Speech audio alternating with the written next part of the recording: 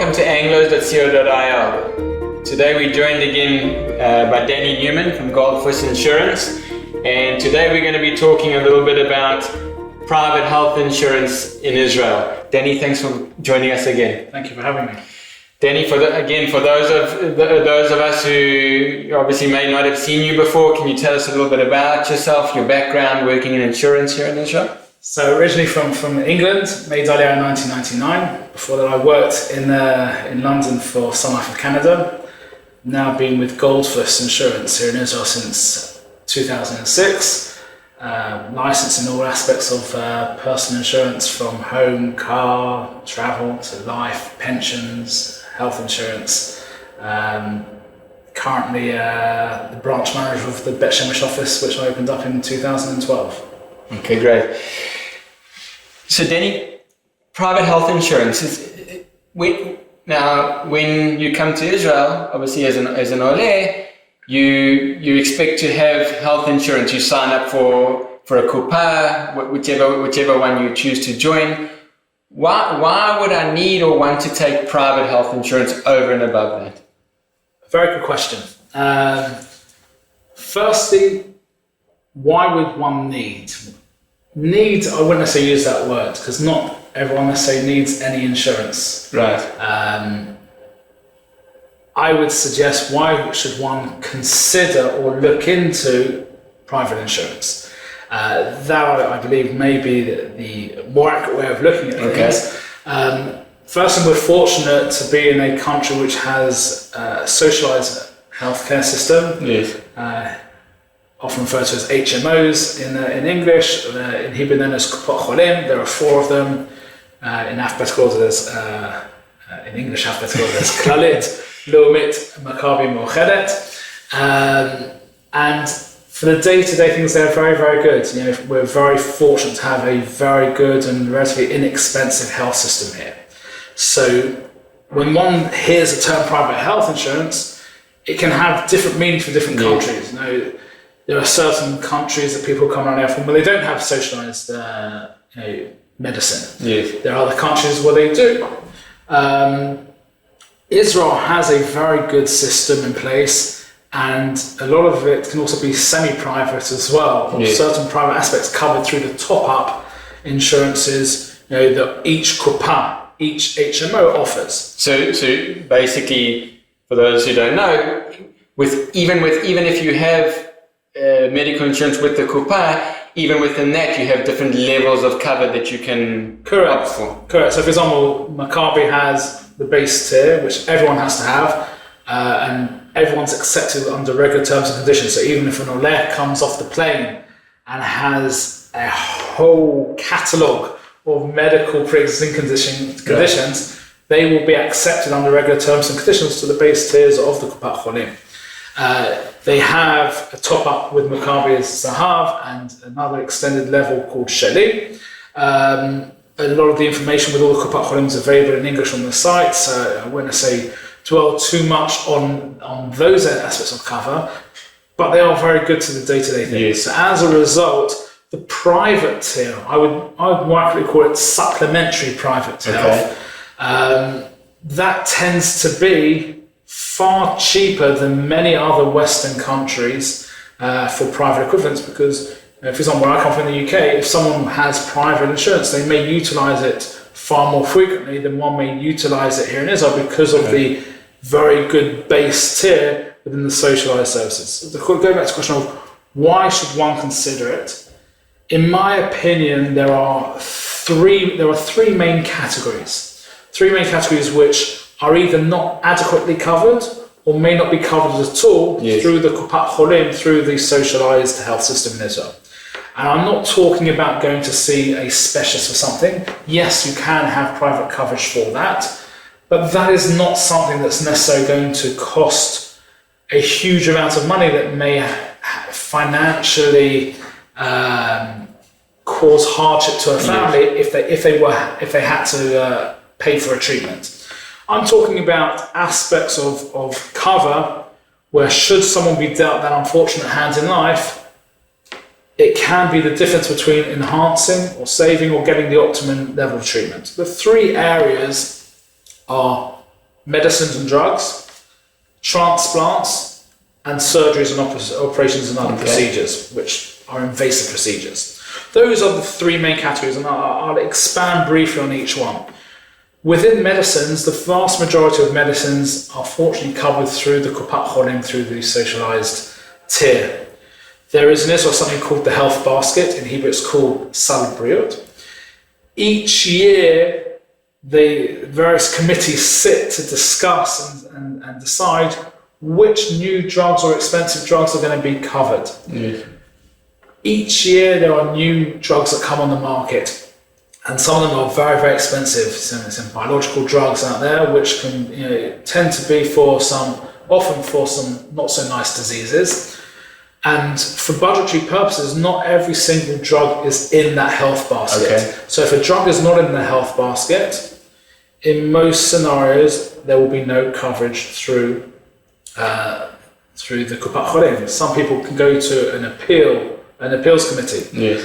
And in some instances they may then get it approved, but in the majority of cases, if there is a drug that can be better for an individual, if they don't have the appropriate level of cover through private health insurance, they won't have coverage for it. Okay. The insurance company will still have to treat you. The Kupat Olim will still have to treat you. But it just may not be the optimum drug. There also may be drugs which may be in the health basket, but prescribed for a specific type of illness. So there could be a drug out there which is available for, let's say, lung cancer, but with a specific mutation that someone has. They say, actually, this drug is going to be best for you for breast cancer. Okay. But because it's only in the health basket listed for lung cancer, so it's not going to be covered for the breast cancer. So private coverage would then cover, even if it's a drug that's in the health basket for a specific illness. If it's being prescribed for another illness that's not covered, the private insurance would kick in. Right. Now, just to give you a couple of examples, if people say, well, what are we talking about? So, some claims over the last number of years. So, someone whose children didn't grow according to what was expected, so required some kind of hormone medication taken on a monthly basis for a number of years. That was a drug which was not covered, or the optimum drug that was recommended was not covered through the Kupat Olim. The monthly cost was at just over 20,000 shekel, and they had 2 children. Right. So we're talking over 40,000 shekel needing each month for a couple of years, which fortunately they had the medicine coverage within the health policy, which paid out. Other examples, actually, brought a couple of examples with me. The drug, for example, for a severe type of lung cancer, each dose cost 16,500 shekel. Okay. The monthly cost in this claim was 198,000 shekel a month. Right. Something that wasn't covered. Now, just say I won't go through all this, but there's a drug that wasn't approved in Israel, but was FDA approved overseas, called Exempra. That was for another cancer drug, which 35,000 shekel a month. Right. There's just a couple of examples of drugs which, yes, there are treatments available, but it can be the difference between life-enhancing, life-saving, life-prolonging, and also aspects that not everything is treatable. Yes. But it can often be unfortunately, in scenarios where they don't make it, it also gives closure to the family that we tried everything as well. So the medicine cover, so we're talking about drugs that are not covered through the health basket. We're not talking about the co-pays that one may have to pay for a few hundred shekel. Yes. We're not talking about that. This is there for the drugs that will cause a sizable dent in one's pocket, if they have those pockets at all, which most planet Earth, most people don't have pockets that deep. And it's the insurance companies who can provide cover for various drugs for different types of of illness, be they genetic drugs, be they biological drugs, but if they're not something that which is either in the health basket or in the health basket but not for that specific illness, that is the first aspect of why one would consider the opting for supplementary private health. Okay. The second category that I mentioned was transplants. Okay. Here, the Kupat Cholim will say we provide cover. However, you have to wait in turn, and there's a long wait list. And without going into the ins and outs of whether or not it's right or wrong, that is not my remit. As I say, katonti. I am no expert in the halachic aspects of Jewish law, and less so in Sharia law, which covers about 20% of the population. But in Israel, the majority of people have very quick burials. And despite, I think it was on the news a few days ago, that the millionth person signed up for the ID card, for the organ donating cards, the majority of people, unfortunately, do not donate organs, meaning that the organ bank in Israel is dry. Yes. So despite the Kupat Cholim saying that they will provide cover, often there are not just very long, but prohibitively long waiting lists for a lot of organs. And the last statistics I saw was somewhere around the 80% was the figure thrown out there of the few people, unfortunately it's not as many as we like, but for those who do require to have a transplant, about 80% do so privately overseas. Okay. There you're talking of claims which can be in the hundreds of thousands of shekel, in some instances well in excess of 1 million shekel. Yes. And it's worldwide cover, covering all the costs related to the transplant cover. So again, should one be dealt that unfortunate hand, that is another aspect. That tends also to be one of the cheapest components of health insurance. Okay. Even though they are likely to be the most expensive claims, we all know people who've had surgeries, we all know people who take drugs, but fortunately we know fewer people who've had to have a transplant. So it's a numbers game, it's the actuarial side of things coming into play. So for the insurance company, it's a very small portion of their claims. Correct, but when it is a claim, It's big. it's huge. Right. It's huge. And ironically, the larger claims are the easiest and the quickest ones to settle because it's an obvious need and has to be dealt with. Often has to be dealt with in a timely fashion too. So that's the second category of the transplants. So the insurance company will pay for you to go somewhere else. Correct. To get a transplant.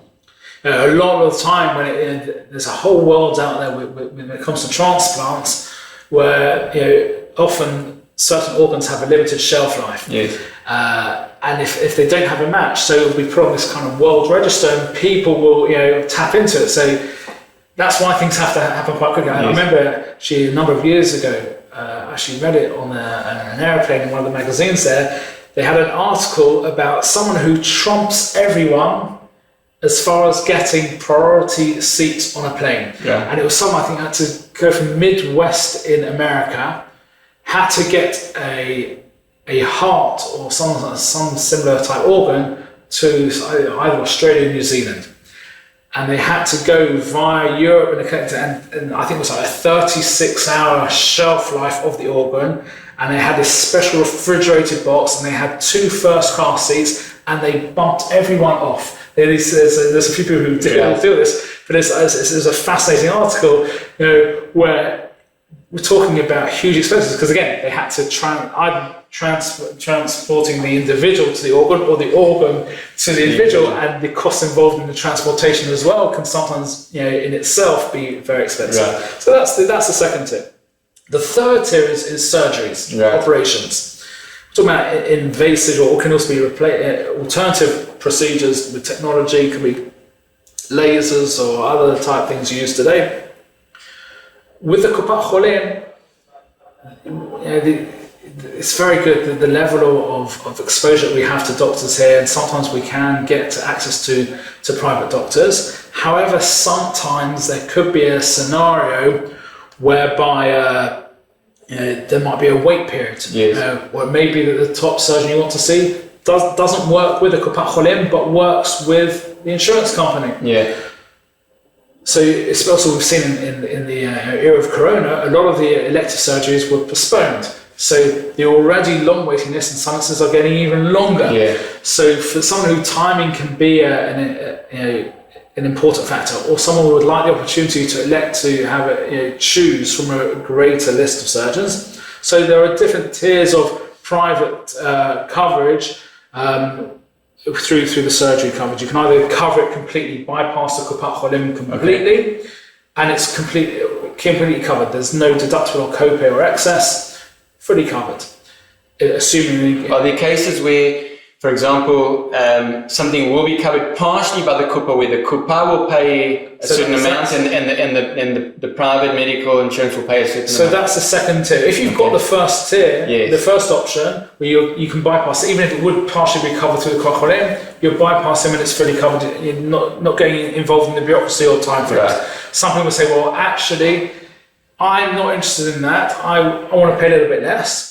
And you go via the Kupat. If there's a shortfall in the top-up cover that you may have through the Kupat Cholim, and let's say there's a surgery that costs 50,000 shekel, but they're saying we will cover 60%, so only covering 30,000, you're short of 20,000 shekel. Yeah. So then the insurance company, if you have that tier of coverage, would then cover the differential, the 20,000 shekel, they would top it up. So it's a bit cheaper. Again, if the surgeon doesn't work with them and only works with the insurance company, so then it's fully covered by. Do you have specialist doctors who don't work with the Kupa, who only work on a private basis? So there are. Does it happen? There are in this country. There are, and each insurance company will have a list of their surgeons, and it gets updated the whole time. More and more are getting added the whole time as well. But each company will have, for the companies it's relevant for, they will have lists of which surgeons they work with. And there are a couple of companies who will say, well, we'll do a combination of both. You can go for that cheaper option, but you can then bypass it as well and go directly, but you pay a deductible, a copay, an excess of, let's say, 3,000 shekel. So those are what's out there. Those are the main reasons for it. There is an additional option where someone can, and it's actually a lot cheaper as well, can have cover for surgeries overseas as well. Now, the majority of people here in Israel won't want to go overseas if their family base is here to have a surgery. However, for Olim, they look at the price and think, why is it so much cheaper? Because a lot of Olim may live in certain Anglo bubbles or environments, or they've got family overseas and they wouldn't think twice of, let's say, going to Queen Square in London or to Mount Sinai in the States to have surgery, by way of example. So if one has opted for the coverage overseas, even though the surgery may be available here, one can elect to have the surgery overseas. They will cover the surgery, they won't cover the auxiliary costs or the flight, unless it's a severe or serious operation when the hospitalization period is going to be for an extended period. So a lot of companies may be for a minimum of 10 days. So if someone's going to be in hospital for at least 10 days, and it's a major surgery, so then the insurance company will cover auxiliary costs, and if it might be also for someone to go with, or if it's a child, for one or two parents to go. I remember many years ago, it was about 5-6 years ago actually now, I was at a lecture with one of the insurance companies, and they brought in a mother to tell her story, and this for me is a reason to consider it. Her 10-year-old son had a disease where the arteries in the brain were narrowing, meaning that the child was very susceptible to having a stroke, which could ultimately kill him. In Israel, I can't remember the exact figures, but they've only seen a handful of cases here, and it takes 1.5 years to each side. They put some kind of stent type thing to gradually widen the artery.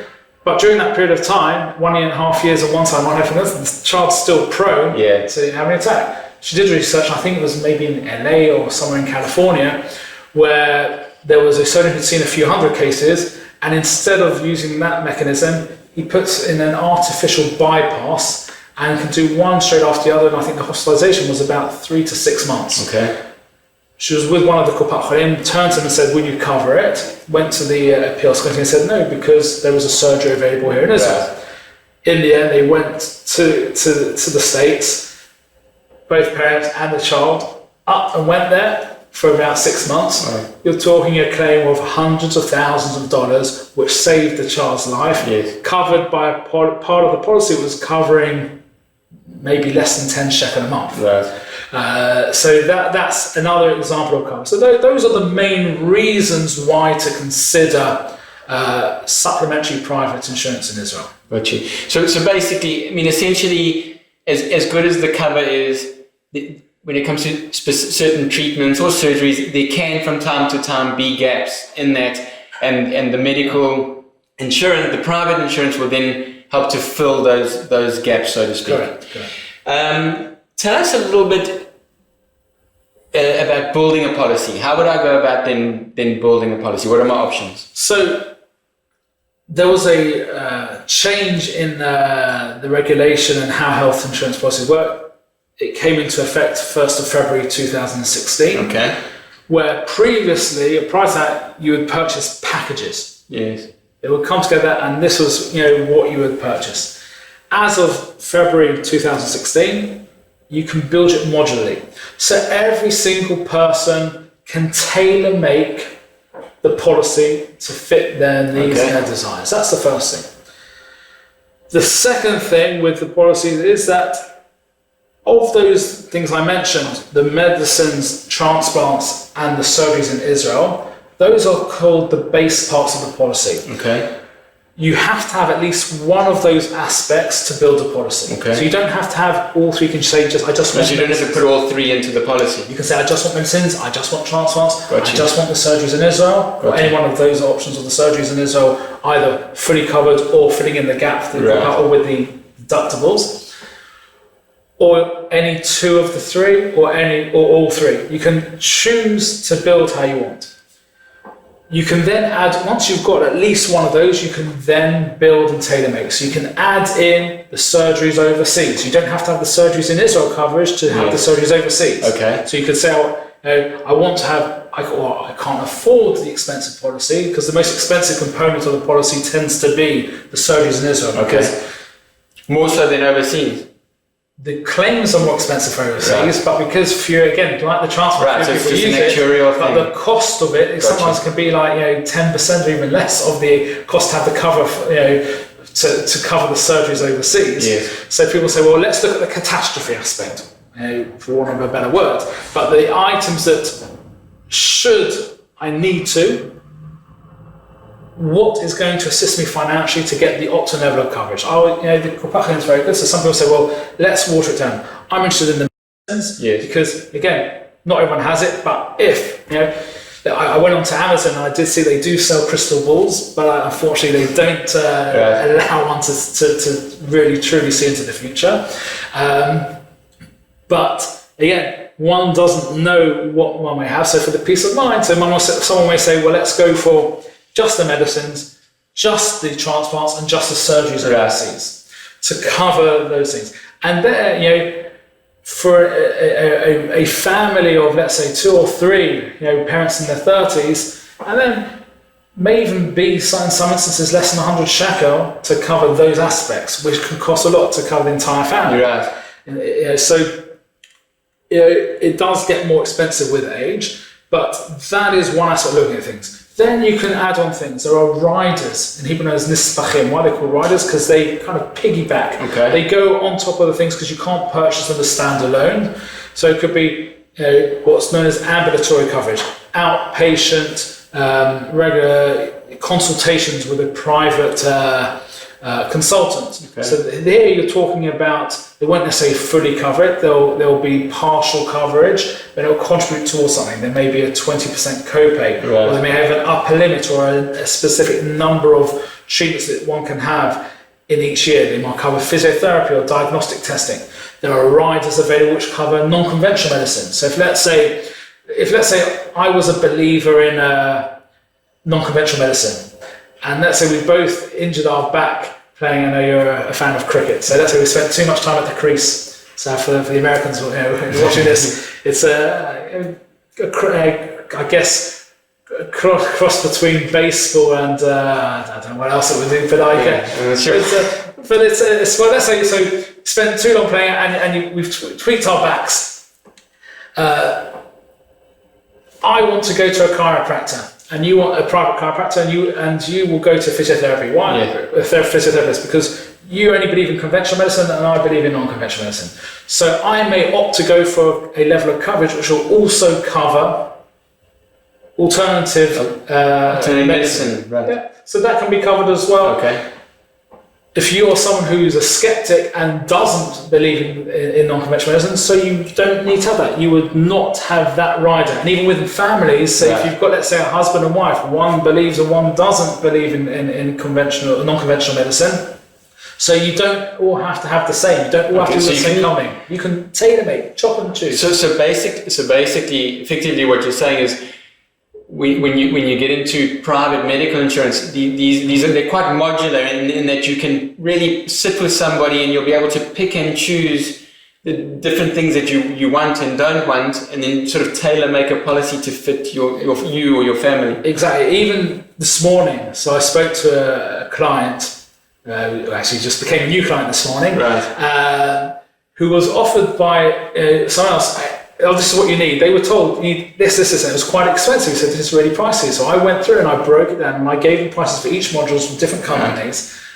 And he said, well, actually, I don't need this. I don't need, and it was overall, the cost that we're looking at is a quarter of a price of the fully comprehensive. Yeah. So quite often people get cajoled into these comprehensive. So I would recommend. Yeah. So really you want to sit with somebody who's going to be honest with you and say, not just sell you a package or a private medical package. Somebody who's going to be able to sit with you, go through the detail, explain everything to you, and as we said, tailor make something that's going to not just fit you health-wise, but also accommodate your budget. Right, because the other thing I said, that the other riders, like someone's concerned of the wait times to have an MRI. So the companies offer what's called a nivchun mahir, rapid diagnostic testing, so they guarantee within 3 working days, it may be an unsociable hour of 3 in the morning, but within 3 working days to have that test, because sometimes with some illnesses or some concerns, or if there's a lump somewhere, timing can be of an essence. If you're waiting a month or 2 or 3 with Olim,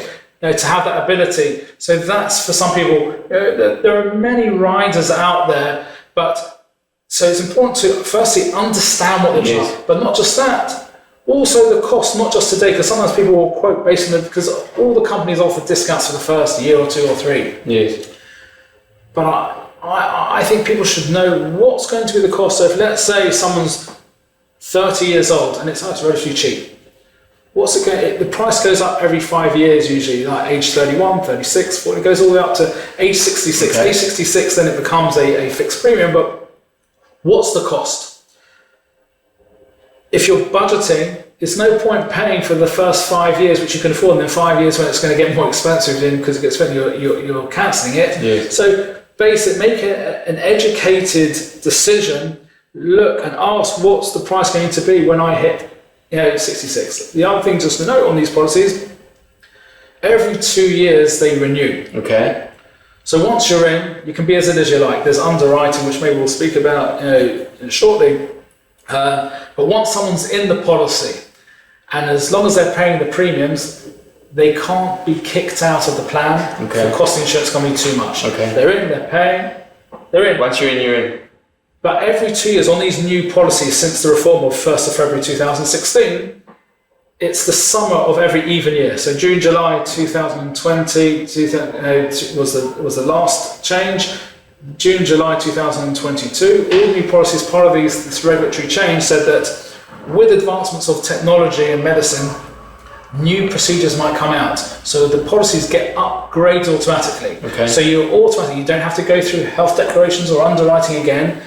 All new people with the new policies, they automatically upgrade. Okay. So that's one aspect just to be aware of. But they can, at that renewal, increase the premiums. It's not going to be based on you as an individual. If you're paying so much, they will look actuary-wise, country-wise, based on those figures. It will also have to get approval from the controller of insurance, and it's going to be a significant rise. They'd also have to get your own approval first as well. Yeah.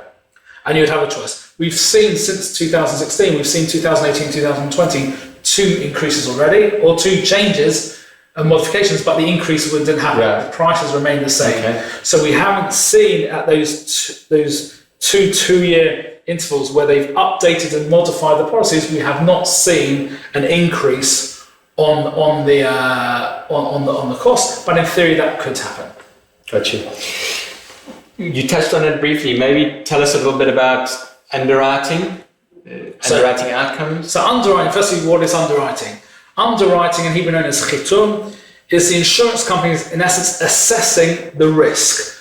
Are we prepared to accept someone? Similarly to car insurance, if the two of us were driving the same car, but you're a very good driver, and let's say I'm not as good as you and I'm having an accident every 6 months like clockwork for the last 10 years. So they will say, one accident, bad luck. But all these accidents, I'm not quite as good as driver as you. So you will pay, if we were the same age, your premium would be high. I would pay a lot more for insurance than you if I get accepted at all. Yes. So similarly with health insurance, there's a health declaration. Yes, no questions. If someone's answered yes to anything, they may request other questions or other medical documentation.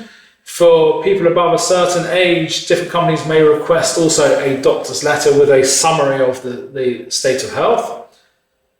And the insurance company then assesses, that's underwriting. Are we going to accept or not? And there are 4 possible outcomes. There's something which I would call the green form. Someone who is completely healthy, has never had a medical issue in their life. The insurance company would accept them under regular terms and conditions. No problem. Okay. The other extreme, the red form. If someone has, let's say, got 3 types of cancer, heart conditions, type 1 diabetes, the insurance company will say, thank you, but no thank you. We're not a gemach, we're not a charity. So they could choose not to cover you? They can decline. Okay. You have 2 in between. You have pre-existing conditions. So, for example, if, let's say, someone had torn ligaments in their left knee before going into the insurance, and they've had surgery and treatments on that knee, the insurance company could turn around and say, we're going to exclude the left knee from future conditions. Now, it will still be covered through the Olim. We're only talking the private coverage. Right, the right knee will be covered. Or if someone, let's say, on the back of the spine, so there are 33 vertebrae in the spine, there are 3, from the insurance perspective, there are 3 regions. You've got the 7 cervical ones in the neck. Yep. You've got the 12 thoracic, which are the vertebrae behind the ribs in the mid back, and then you've got the lumbar. You study medicine. That's funny.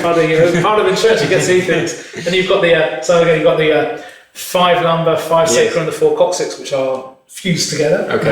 But so if someone, let's say, got a very typical issue, let's say L4, L5, between the lumbar 4 and lumbar 5 vertebrae, so that's in the lumbar sacral region. Yes. So the insurance company will say, you've had treatment there, we're going to specifically exclude treatments in the lumbar. Okay, so they can be that specific. They will be very specific, and if so someone in the future, let's say, got whiplash and has injured the 7 vertebrae in the neck region, so that would still be covered on a private basis because they've been specific. We want them to be specific. People often say, can we get them to say what is covered? Yeah. Often you don't want that. Because if you write what is covered, it's more limited. It's excluding everything else. Rather than the other way. Gotcha. But it's saying we're excluding this. And they usually found sometimes we can appeal. So that's another. So the final 4th aspect of underwriting is they can say, well, the individual poses a greater risk. We want to charge them more. Okay. We're going to load the premium by, let's say, 50% or 75%. So if it's 100 shekel, so if it's been loaded by 50%, you'll pay 150 shekel. Gotcha. If it's loaded by 75 shekel, 175. What are 2 examples of where that happens? So in life insurance, a smoker will pay more than a non-smoker. Okay. In health insurance, one example, as I like to put it, is if someone is exceedingly under height for their weight, or BMI challenged, they will likely, if they're accepted, will be paying more than someone who is not obese or overweight. So as opposed to being excluded on the previous case for a specific condition, here they'll just look at certain risk, applicants and certain risk, and then just increase your premium. They can increase the premium. Sometimes there can be negotiations on the levels of increase, but those ultimately tend to be the underwriting reasons. For that reason, again, as we get older, people develop no one, unless you're Elvis Presley, no one lives forever. But as we get older, the body does deteriorate, and illnesses can come. So that's also one of the reasons why, when one is young and healthy, because you can't be kicked out of the plan. It's better to get in early. When you're young and healthy and have everything covered, so people say, maybe I'll wait. If it's something you're considering you would want to have, it's highly recommended to take it out because we don't know what's around the corner. You're right. They'll not even see it. Of course, it'll be from an accident. Someone could fall off a ladder and cause severe injury and may need, we saw Christopher Reeve, who was Superman, fell off a horse and became quadriplegic for X amount of years. The surgeries that he had to go through. So hopefully these should never happen. It should just be there for peace of mind. But that would also be a recommendation. When one's younger, they tend to be able to have far easier underwriting terms and conditions. So that's the best time, to be honest, to go into it. And like you say, once you're in, you're kind of in. So if they can't come, I'm assuming they then can't come later and exclude certain things or. Unless you lied, unless you lied or something like that. If you lied on something which is a key point, if let's say I said I had no heart problems whatsoever, but I've got a scar going from here down to here because I had major open heart surgery last month. That's not saying if you forgot about something. Let's say someone when they were a child had a procedure which no one told them about, and there's no scars and they forgot it. So there is a statute of limitations after a specific time. Then it could be covered. But major things or that's in essence that's insurance fault. Right. But generally, if you've entered into it in good intentions, basically it's good to get in young, and then you basically got it ongoing. And don't be academic. Don't be an academic trying to second guess how the body works and what they're going to exclude, and don't be economical with the truth. Right. It's better to put things out because it's futile paying premiums for something that may be excluded or you may not be covered because you've omitted a significant piece of information. Right. Danny, just to finish off, can you maybe give us anything that we haven't touched on, or any other tips that you would give us regarding private health insurance? So I would, part of the conversation, a lot of people, I see a lot of Olim, when they come, they take the highest level of Kupat Olim coverage. So there's always a question, do I need it? There is no one size fits all answer. I would recommend, for example, in Maccabi Shali, that primarily, and again, it's all available in English on the websites of the Kupat Olim.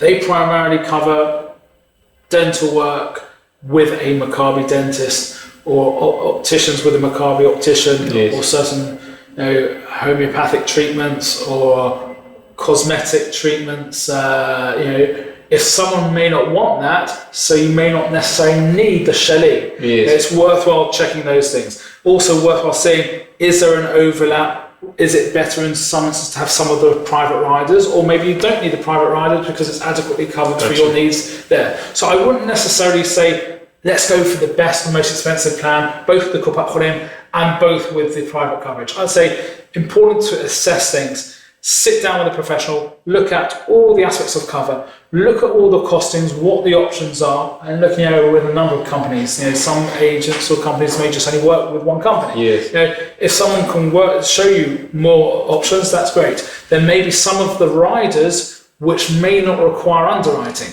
There are some things, there's service agreements, whilst they could in the future be cancelled, but for that period of time, someone, let's say, go back to the back issue, and they know they're already seeing someone for acupuncture and chiropractics and physiotherapy already, that whilst a procedure may be excluded on the base part, there may be a company or two who will provide cover for certain treatments, even though it's a pre-existing condition. There are wait periods as well. Qualified would say you have to wait 3 or 6 months, or for pregnancy 9 or 12 months or 10 months before it kicks in. That is that is something which is important to consider. But in general, take a holistic view of everything.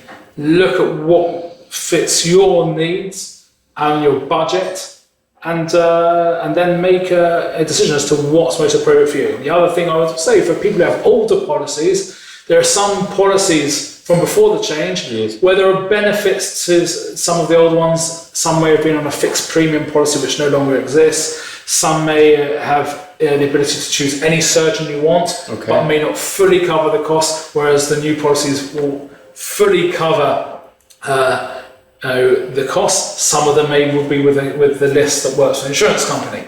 So it's worthwhile for those who have older policies to sit down with their agent, if relevant, to see is it worthwhile looking at a newer one. Yes. However, if someone's now got a pre-existing condition, to switch may not be advisable, because something covered on an old policy you still have may then be excluded Right. from a new policy. So you don't want to jump around. So I wouldn't necessarily rush to constantly jump every 2 years and play the game.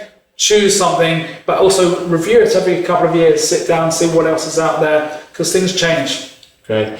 Danny, thank you so much once again for coming in. Again, it's been very informative. So thank you so much for your time. Thank you. And thank you all for watching. Take care.